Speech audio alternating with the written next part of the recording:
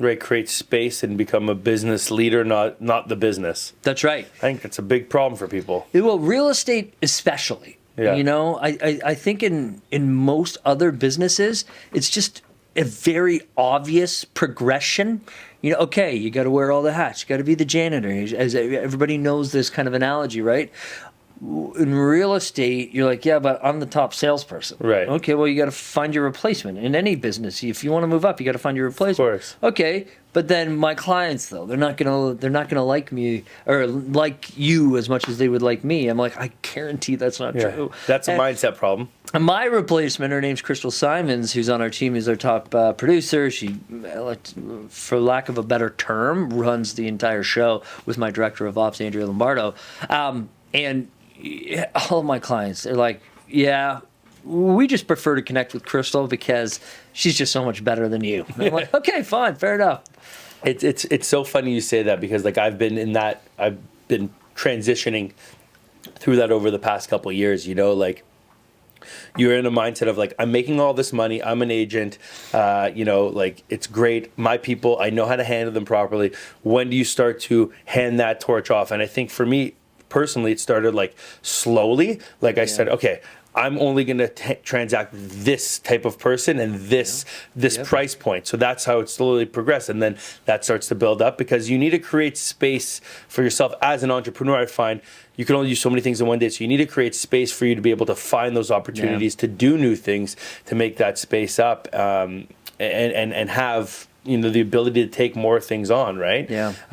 But it's funny that you said like, you know, people prefer working with your you know, your next person in line there because I've found that as well. Like I've noticed now there's certain people that I'll connect with and maybe like it doesn't go 100% the way I would have wanted to. And I'm like, okay, maybe I'm identifying now, I'm going to bring you in at this point. And I think over the past year, I've really identified that like, my job actually is to meet the person necessarily, open the door, and then figure out who the right person on our team is to connect them with. Because it's not everybody. I might not be for everybody. And the person you know, on my team, I have a multitude of different people. Who's the best tool in that toolbox to send in to do that job? Well, you know what? We only do that for people that, okay, look, I live in a town where all my clients are 55 plus.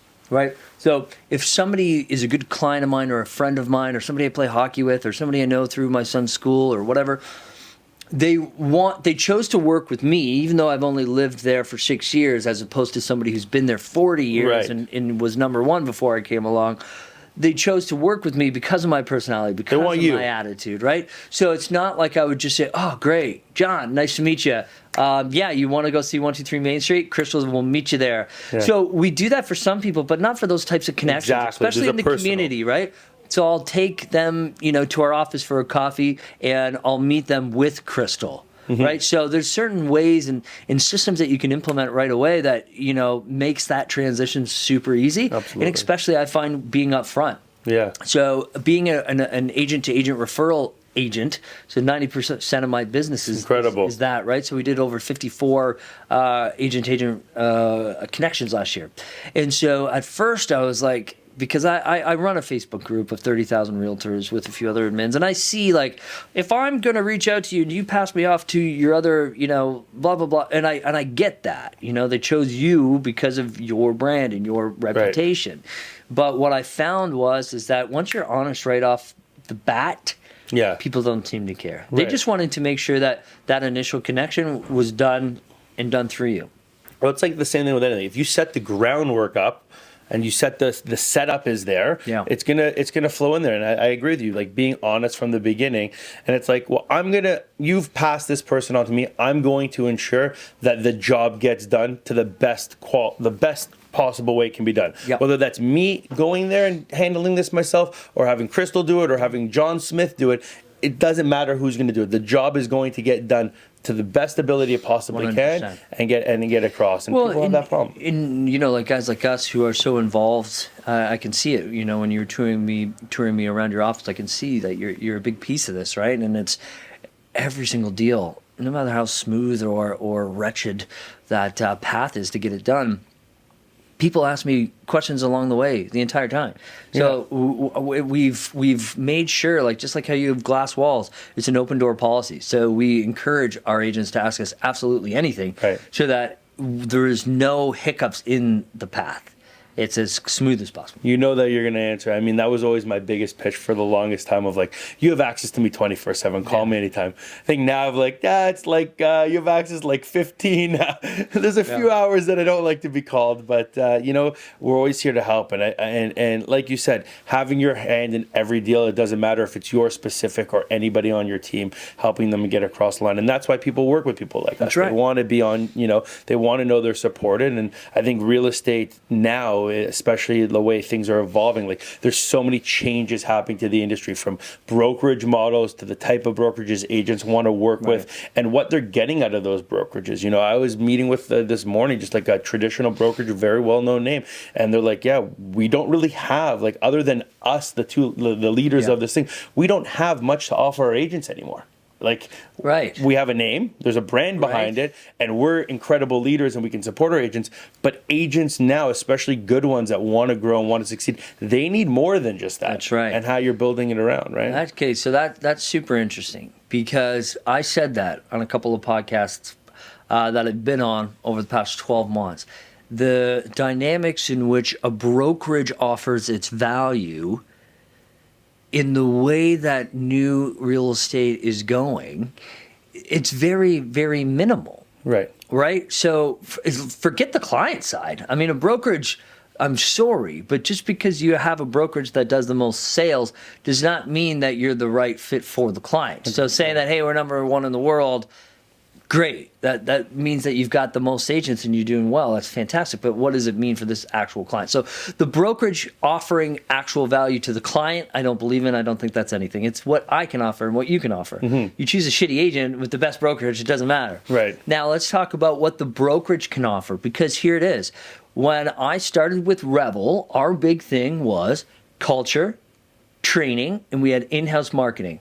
Nobody else was doing that in Niagara, at least at the time. And if they were doing it, they weren't doing it. They weren't hitting it. They weren't hitting the nail on the head. That's right.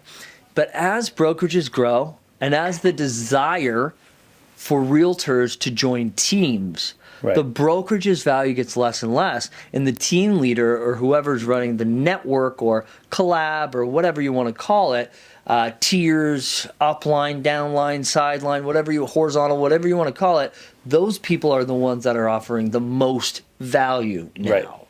Right? Absolutely. Now, there are spaces in which a brokerage can just go way over above and beyond, but unless you're offering the value that actually is what's the word I'm looking, tangible. So like a realtor where you'll actually notice goes the and difference feels it and notices it, which is very, very difficult to do because everybody's desires and motivations are different.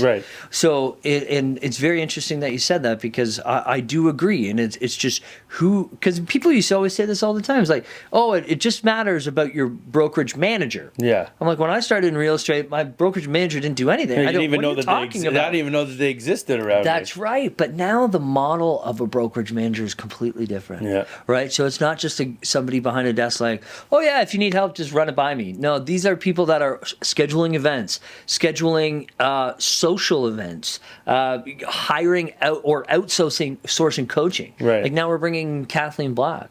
I've never worked with Kathleen Black. I always wanted to, but I never did. And now our brokerage is bringing her in. It's incredible. Because the thing is that what I didn't like, what didn't draw me to certain brokerages when I was going through, hey, where should I go, was that I saw them offering training. And it's great that you want to give your agents a spotlight. We do it as well. But if you're not bringing in higher value and you're just bringing in somebody who's been in the business maybe 12 months, 2 years, and they're your trainer, I think that's where you've kind of dropped the ball. And I think that's where I was kind of like, I even mentioned you about the podcast before. It's like, there's only so much I, as a good leader, can do and provide the info. That's right. I have the information I can provide you. Yet now, mind you, I'm still always learning more. I'm going to conferences. I'm at events. I have my coaches. I'm picking up pieces. Yeah. I'm reading books. I'm always finding pieces that I can add in, and my training, my material is always growing.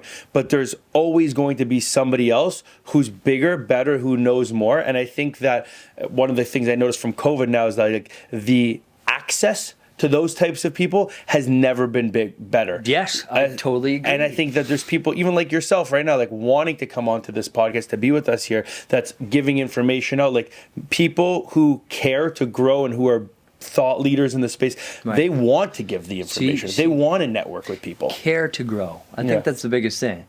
Because we talk about this with our team all the time. You know, not everybody's doing 2-5 deals a month, right? I mean, and I would love it. But there's every once in a while where I do have to step in and be like, hey, look, here's the value that we're adding. Right. And here's the reality. The reality is, number one, I'm giving up half my income to bring you on. Right. I'm sacrificing my time for you. Well, right. And because now we're at a 50-50 split for my team. Okay. And it's like, if those team leads, I could have handled that myself. Right. I could have had a licensed assistant. Yeah. Here's what's really new, and I think you're going to see it a lot. And here's a tip for those looking to grow and not looking maybe to give up 50% of your income is salaried realtors, right? So there's a lot of companies in Toronto, I'm sure, that have Definitely. that, right? But for hiring a salaried realtor, you know, I could pay them 40 grand instead of 300, right? So there's options available. However, it's funny enough, so there's a good friend of mine, Nick Regina. He just posted on his story today. You should get him on the pod, by the way. He's amazing. It was Brad Pitt. Okay, maybe not the best guy to take motivational advice from, but I don't know. He sounds pretty smart to me. Yeah, he's doing something right. So I always say, and I do these emails every day at 5 a.m. We can talk about that later, but I always say success is the journey. Okay. It's not the destination. Right. Great. That makes sense. If success is waking up being like, hey, I'm doing what I'm doing today. Feels good. And it feels good. I'm happy to do it because it's what I do. Right. It's what I love. But no, so Brad Pitt added one more word. He said, they always say success is the journey, not the destination. But I argue that it's the company that you're doing the journey with. And that's why, totally agree. And that's why I love our team, and that's why we dive deep into all of these aspects, because most team leaders, they don't want to divulge things like expenses. They don't want to divulge things that they're struggling with, where our entire team has input on all of it. And that's kind of where I was going with that, is that the value of caring to grow for others is what I've dedicated my entire career to. And it's not just going on, driving an hour. I mean, I literally just came back from Texas where they didn't pay for my flight. Right? I just did that. You felt like it was the right thing to do. Right. And it turned out to be one of those business-changing trips where you meet that one person that's giving you that one idea. There's always something there. That's right. And one thing you said there is like exposing your vulnerability to All the people, time. right? And a lot of people, especially agents, and in the social media world, like everyone's just so conditioned to success, seeing success, posting about success. You're not seeing people talk about, I lost 5 deals this month. Yeah. I haven't won any offer presentations this month. It's been a bad month, let's say. I'm just giving an example. That's but right. I think when you expose that to people, maybe that agent on your team who is only making 100 grand right now or only doing 5 deals a year, maybe they know something or have caught something in their win that can add to that success. And I think having people around you, having the right amount of people really level that up. You met one of the guys out here in our office, Adam, who was sitting out here. Adam Hoffman. He said, you're going to remember my name. You will remember his name. You will not forget Adam That's right. Hoffman. He's an incredible individual. But what Adam does really, really well is he makes everybody feel welcome and gives them a platform to be on. Like, Adam is not a manager. We have a group chat, a WhatsApp group. He answers every single question that an agent can have before I can even answer that question. He's always there to help people. He's constantly inviting people to come to the office to be around and work with him. And I think that mentality of just being open and letting people in, and his success is lied around that. Like, I don't know if a plan was his. I know it wasn't to build a team around him, but he has a team around him without even trying to build it. It's just naturally gravitated to him because of his genuine being him. That's right. It's really cool stuff to see that grow, right? And I agree. change how things are flowing. I wanted to ask a couple questions here. I've got Yeah. a couple points.